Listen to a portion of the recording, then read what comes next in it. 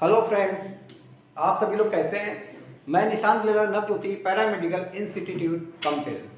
उम्मीद करते हैं आप सभी लोग बहुत ही अच्छे होंगे।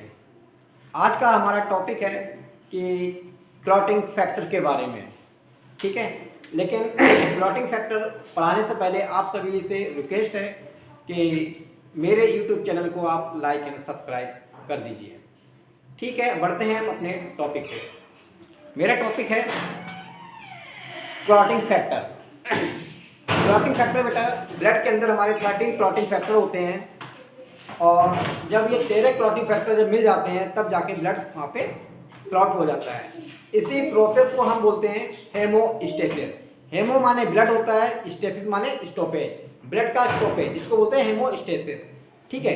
लेकिन हमारे जो 13 क्लॉटिंग फैक्टर होते हैं तो स्टूडेंट को जो उनको याद रखने में बहुत ही दिक्कत होती है, इसीलिए मैंने एक हिंदी में एक फार्मूला बनाया है क्लॉटिंग फैक्टर का, और उसी क्लॉटिंग फैक्टर को आप याद रखेंगे फार्मूला को, और आपको सीक्वेंस में आपको याद रहेगा। चलिए बढ़ते हैं अपने क्लॉटिंग फैक्टर 13 क्लॉटिंग फैक्टर के बारे में।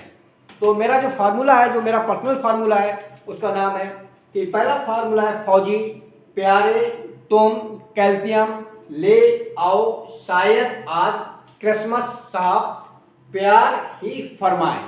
कहने का मतलब 13 इसमें आते हैं, 13 इसमें वर्ड्स आते हैं। पहला आता है फौजी। फौजी का मतलब एग, एग का मतलब बेटा हो गया फिब्रिनोजन। क्या हो गया? फिब्रिनोजन। सेकंड हमारा होता है प्यारे। प्यारे का मतलब टी, उसका मतलब हो गया प्रोथ्रोम्बिन। नेक्स्ट होता है तुम, तासे टी, इसको बोलते हैं थ्रोम्बिन। इसके आगे होता है फोर्थ नंबर कैल्शियम, कैल्शियम का कैल्शियम रहा। और पांचवा नंबर होता है लेवाइल, छठा नंबर होता है अननोन, और सातवां नंबर होता है स्टेबल, और आठवां नंबर होता है anti haemophilic factor. Anti haemophilic factor इसकी कमी से बेटा, जब एंटी हीमोफिलिक फैक्टर जब कम हो जाता है तो उसको हम बोलते हैं हीमोफीलिया। जब हीमोफीलिया जब हो जाता है तो हीमोफीलिया जो होता है वो विटामिन के की डिफिशियंसी से भी हीमोफीलिया हो जाता है। इसमें ब्लड कंटिन्यू क्या होता है बेटा, इसमें कंटिन्यू ब्लड बहता रहता है, ठीक है। नेक्स्ट हमारा होता है क्रिसमस 9 नंबर, और 10वां नंबर होता है स्टुअर्ट, और 11वां नंबर होता है पीटीए, जिसको बोलते हैं प्लाज्मा थ्रोम्बोप्लास्टिक एंटीसीडेंट, और 12वां नंबर होता है हेगमैन, और 13वां नंबर होता है फिब्रिनोजन थ्रोम्बोप्लास्टिक, ठीक है। तो ये बेटा 13 क्लॉटिंग फैक्टर होते हैं, जिसका मैंने फॉर्मूला बताया। क्या? एक बार आप फिर याद कर लीजिए। फौजी प्यारे तुम कैल्शियम ले आओ, शायद आज क्रिसमस साहब प्यार ही फरमाए। तो एक बार फिर रिवाइज कर लीजिए। फौजी मतलब फिब्रिनोजन, प्रोथ्रोम्बिन, थ्रोम्बिन, कैल्शियम, लेवाइल, unknown, stable, anti haemophilic factor, इसको बोलते हैं haemophilia. Next Christmas, Stuart and PTA, plasma thromboplastic antecedent, Hageman, and last में 13 होता है वो फिब्रिनोजन थ्रोम्बोप्लास्टिन। जब बेटा ये 13 क्लॉटिंग फैक्टर जब मिल जाते हैं तब क्या होता है, ब्लड यहाँ पे हमारा जम जाता है।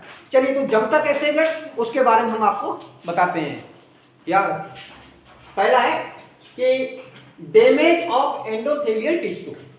जब भी टिश्यू कहीं जब चोट लग जाती है एंडोथेलियल टिश्यू को, या डैमेज होता है, ब्लड बहता है, तब क्या होगा, जब ब्लड जब कहीं चोट लग जाए तो क्या होगा बेटा, यहाँ पे कोलेजन फाइबर एक्सपोज हो जाता है। क्या होता है? कोलेजन एक फाइबर होता है, वो एक्सपोज हो जाता है, और एक्सपोज जब भी होगा तो क्या होगा, यहाँ पे एक होता है बॉन ब्रीवॉन फैक्टर होता है, जो कि लीवर से रिलीज करते हैं। कहाँ से रिलीज होता है बेटा? बॉन ब्रीवॉन फैक्टर, ये रिलीज फ्रॉम द लीवर, ये लीवर इसको निकालता है। जैसे ही ये फैक्टर निकलेगा तो यहाँ पे क्या होता है, यहाँ पे जैसे ही वो निकलता है, इसका काम होता है कि प्लेटलेट को अट्रैक्ट करता है। किसको अट्रैक्ट करेगा बेटा?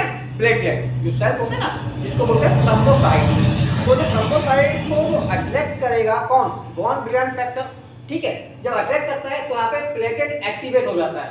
किसके कार्य हो जाता है? कौन हेल्प करता है इसके लिए? हेल्प करता है बेटा कोलेजन फाइबर और बॉन ब्रीवॉन फैक्टर की हेल्प से प्लेटलेट यहाँ पे एक्टिवेट हो जाता है।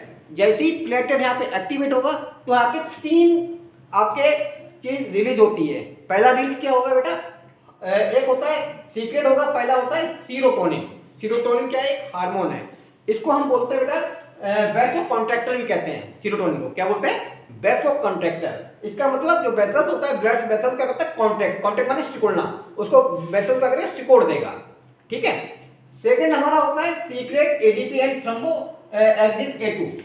ये दूसरा नंबर है, यहाँ पे दूसरा नंबर है ADP and thromboxane A2। इसका काम होता है प्लेटलेट को एग्रीगेट कर देता है। क्या करता है? प्लेटलेट को एग्रीगेट कर देगा, या फिर वहाँ पे जब एग्रीगेट करेगा तो क्या हुआ, यहाँ पे टेम्परेरी तौर पे प्लग हो जाएगा। क्या हो जाएगा? यहाँ पे टेम्परेरी तौर पे प्लग हो जाएगा ब्लड। लास्ट जो होता है थर्ड स्टेज, वो होती है फॉर्मेशन ऑफ प्रोथ्रोम्बिन। यहाँ पे क्या होता है? प्रोथ्रोम्बिन बनना स्टार्ट हो जाता है। जब प्रोथ्रोम्बिन बनना स्टार्ट हो जाएगा तो ब्लड पे यहाँ पे क्लॉटिंग यहाँ पे स्टार्ट हो जाएगी। इस प्रकार से क्या होता है? ब्लड आपका जम जाता है। कहने का मतलब बेटा मेरा है कि इसमें 13 क्लॉटिंग फैक्टर, जब 13 क्लॉटिंग फैक्टर जब मिक्स हो जाते हैं तब जाके क्या होता है? ब्लड यहाँ पे जम जाता है। इसी प्रोसेस को हम बोलते हैं हेमोस्टेसिस। तो पहला मेन इंपॉर्टेंट बेटा क्या है आपके लिए? क्लॉटिंग फैक्टर है। अब क्या होता है कि इन क्लॉटिंग फैक्टर में बेटा, जैसे ये 13 क्लॉटिंग फैक्टर में से अगर हम एक फैक्टर निकाल दें तो ब्लड आपका जमता नहीं है। जैसे कि बताता हूं मैं आपको। मान चलिए आपने एक ट्यूब लिया, क्या लिया? एक ट्यूब। इस टेस्ट ट्यूब में क्या लिया आपने? ब्लड भर दिया। क्या भरा आपने? इसमें आपने ब्लड ले लिया, ठीक है। क्या लिया बेटा? इसमें आपने ब्लड ले लिया और इसमें थोड़ा सा हम क्या करते हैं? एंटीकोगुलेंट डाल देते हैं। क्या डालते हैं? एंटीकोगुलेंट, जिसको बोलते हैं EDTA। आपने क्या किया? इसमें एंटीकोगुलेंट मिक्स कर दिया। एंटीकोगुलेंट कौन सा? EDTA। कौन सा किया बेटा? EDTA, ethylene diamine tetra acetic acid. ये क्या है? ये एंटीकोगुलेंट है। अब इस एंटीकोगुलेंट ये काम क्या करता है बेटा? इसका मेन एंटीकोगुलेंट काम होता है ये कैल्शियम को क्या करता है? चिलेट कर देता है। क्या करता है? ये कैल्शियम को चिलेट करना। कैल्शियम जो आपका, ये कौन सा नंबर? कैल्शियम आपका जो चौथा नंबर जो क्लॉटिंग फैक्टर है, ये उसको चिलेट माने निकाल देता है। क्या करता है? ये कैल्शियम नाम को क्या करता है? ये निकाल देगा। चिलेट माने निकालना। क्या करता है बताइए? ये चिलेटिंग एजेंट होता है EDTA। मतलब कैल्शियम आयन को, जो कैल्शियम जो आपका क्लॉटिंग फैक्टर फोर्थ नंबर, इसको क्या करेगा? निकाल देगा। तो 13 में से कैल्शियम निकाल दिया, कितने बचे फैक्टर? ओनली 12। जैसी हमने क्या कहा कि अगर इनमें से अगर एक भी फैक्टर, 13 में से अगर एक भी फैक्टर निकाल दो तो ब्लड आपका जमेगा नहीं। तो यहाँ पे क्या होगा बेटा? यहाँ पे ब्लड को क्लॉट नहीं होता है। ब्लड क्लॉट नहीं होता है। क्यों नहीं हो रहा है? इसलिए नहीं हो रहा क्योंकि आपने इसमें EDTA डाल दिया, एंटीकोगुलेंट डाल दिया बेटा ना। एंटीकोगुलेंट डाल दिया तो एंटीकोगुलेंट क्या करता है? ये चौथा नंबर क्लॉटिंग फैक्टर को क्या करता है? ये निकाल देगा, और जैसे निकाल देगा तो ब्लड यहाँ पे जमेगा नहीं, ठीक है। आई होप, मुझे उम्मीद है कि आपको बहुत ही अच्छे से ये समझ में आ गया वो चैप्टर। नेक्स्ट टॉपिक के लिए आप वेट करिए अगले के लिए। Okay, bye.